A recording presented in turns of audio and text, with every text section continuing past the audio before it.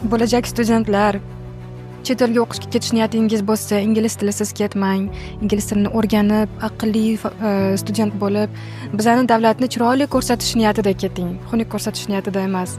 Faqat pul topish niyatida emas, balki faqat immigratsiya qilish niyatida emas, balki yaxshi niyatlar bilan kelajakda shu ilmga, butun davlatimizga kerak bo'lsa, butun dunyoga o'zingizni kelajakda qanaqadir foydangizni keltirish uchun keting. O'shanda bizning davlatimizni chiroyli ko'rsatgan bo'lasiz. O'shanda Amerikaga vizalarga kamroq atkaz olamiz. O'shanda Yevropaga vizalarga kamroq atkaz olamiz. Angliyaga kamroq atkaz olamiz. Va o'shanda bizning davlatimizni, o'zi millatimizni ancha obro'sini o'zimiz ko'taramiz. Nimaga mana made in Italy, made in Germany degan gaplarda obro' bor. Chunki ular zo'r marketing qilishgan. Biz o'zimiz shunaqa zo'r marketing qilaylik, o'zimizni zo'r shunaqa sotaylik, davlatlarga chiroyli ko'rsataylik.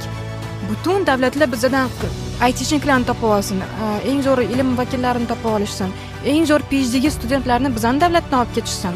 O'shanda eng zo'r kelajakni bizning o'zimizning bolalarimiz uchun quramiz.